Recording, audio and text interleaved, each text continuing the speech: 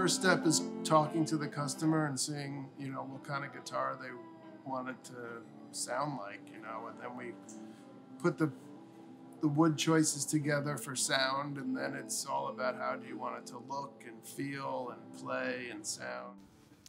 The short version of how to make a guitar is cut up the wood, get it dimensioned just right. Once the body's together, then it goes onto the neck. The neck gets set on here. It needs to be at the right pitch. Otherwise, you know, the strings might sit too high or too low. Prep it for finish it, polish the finish. And then it'll go to the setup room, which is where it gets the strings, it gets the nut and the saddle slot, you know, all set. And then there's the wiring up the electronics, putting it all together, playing it, doing the setup, and then taking pictures of it and sending it off to the client and hoping they're happy.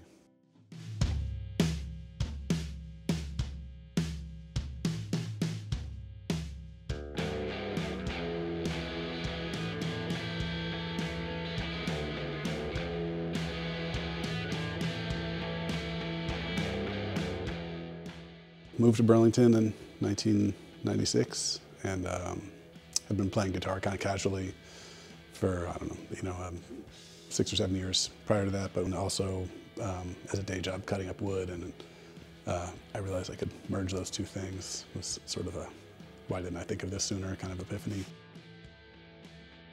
It's been a long journey to get here. I started as a guitar player, I guess, when I was in 5th grade. My family owned a manufacturing company in New York, and then moved up to Burlington in 2012. And that's when I really started, you know, making more instruments under the Circle Strings brand name. Those were, you know, custom-made one-off guitars for players that were, you know, pretty expensive and highly detailed. I guess about 2017-18, my friend Pat was working with me, and he said, why don't you try and make a guitar that's, you know, a little cheaper? And that's when I started the Iris brand. Playing on a stage somewhere, people would take note of it and realize it wasn't just like an off-the-rack guitar and come and ask them about it afterwards. Those people would look me up. And so I sort of went from just like a basement hobby to having a full-time job inside of a year.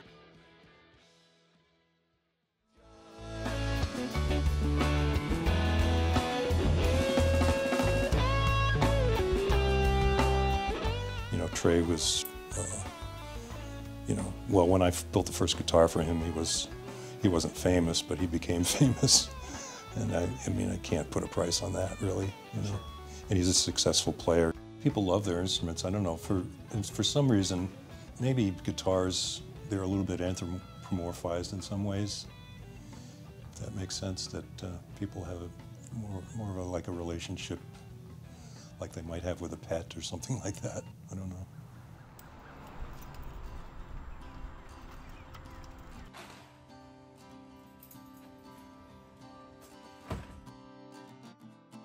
Gentleman came in last year and fell in love with an Iris guitar and ended up buying it and taking it home. And then he came back a couple months later and was thinking more and more about you know, building out his collection further and getting something custom built for himself that was a little higher end. And so we started talking about Circle Strings, and then it was off to the races. His name, it starts with a J. It's Jonathan. I don't know, I won't say his last name, but he approached us and asked us to build him a pretty special guitar out of old growth cedar for the top. And he really wanted to use the back and sides of a figured mahogany from a special tree from Belize called the tree. The tree is it's a enormous mahogany tree that was felled back in the 70s. Took them years to figure out how to get it out of the jungle, and it sort of has this you know, mythical quality for multiple reasons. I think one is that you know, it's beautiful. It's this beautiful figured mahogany, and I've seen other figured mahogany, but none that's quite as beautiful and consistent as the tree is. There's not much of it left that isn't unmilled or turned into something already. So that part of this, the rarity, the scarcity, drives a lot of the prices of tone woods in particular for guitar building. We have an unmilled piece of it that was about 6 figures. So it's Will Hilton is doing the neck and inlay. Nick Durkee is the one who did the body build that you saw, and Will Esther will be doing the neck set. Andy Arizosa will be doing the finish, and Storm Gates will be doing the final setup on it. So the acoustic guitar body is comprised of basically 3 main parts. The top, the back, and the sides are formed through a pretty simple process involving heat and water to loosen up the fibers of the wood enough to allow us to bend it over a shape or mold of the guitar that we're working on.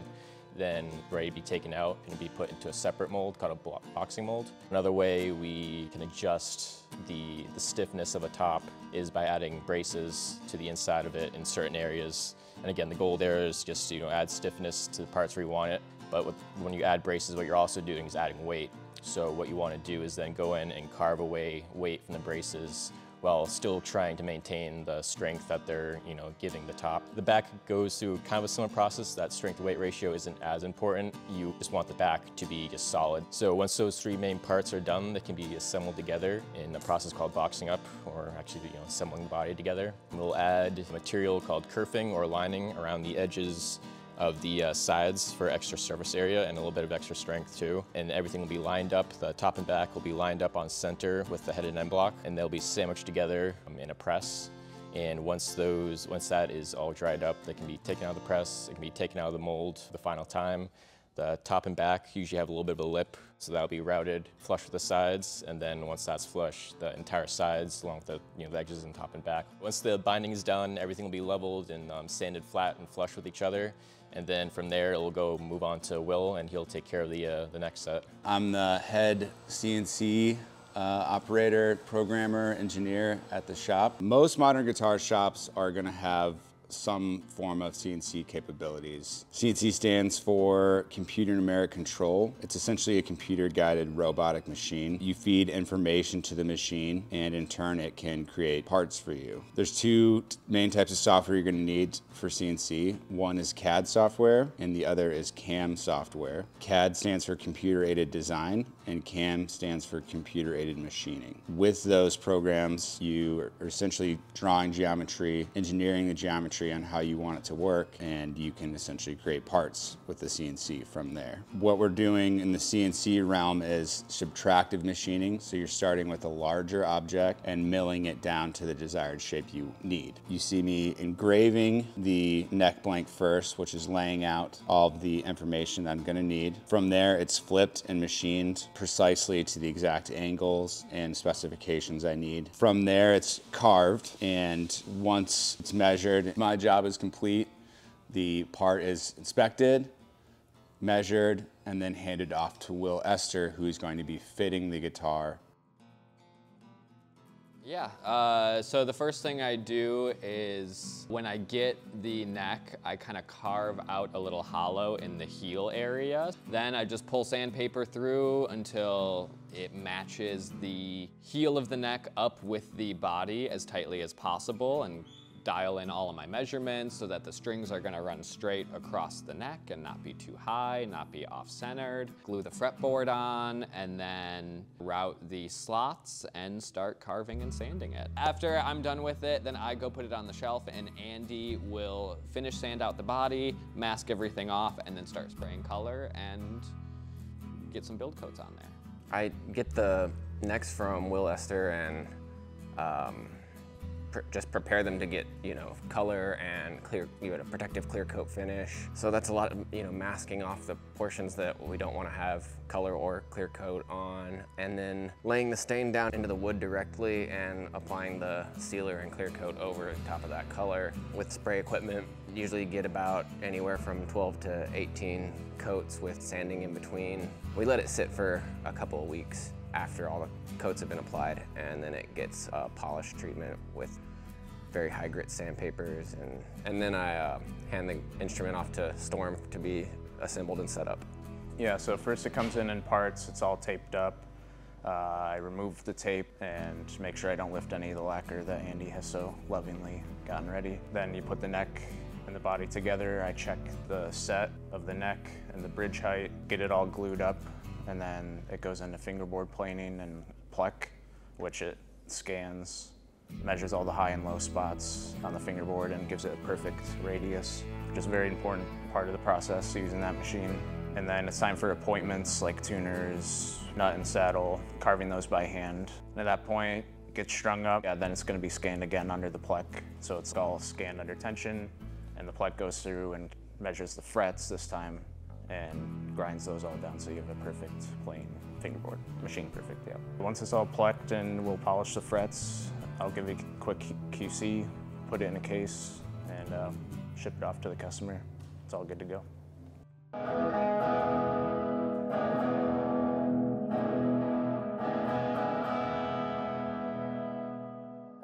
This is going to sound kind of weird, but it does make me feel sort of powerful. Not in a gross way. It's like wearing, you know, a piece of beautiful jewelry or something. Although I don't wear a lot of jewelry, but I would wear this guitar as a piece of jewelry.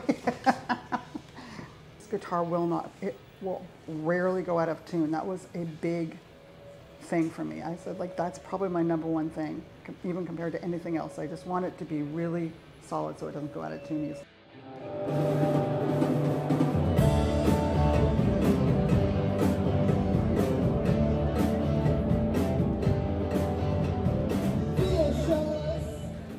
I was really trusting Creston and giving him my thoughts about what I like to play.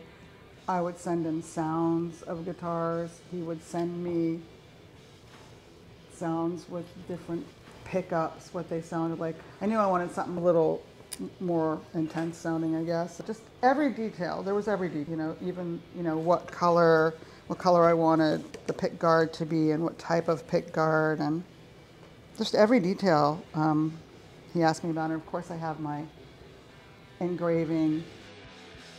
You probably heard this from a lot of musicians, like, I'm very socially awkward generally, actually. When I'm on stage and connecting with people in that way, like this sort of circle of like an unspoken sort of energy that happens, I feel more at home or more comfortable in the world than any other time, which is really weird, I guess.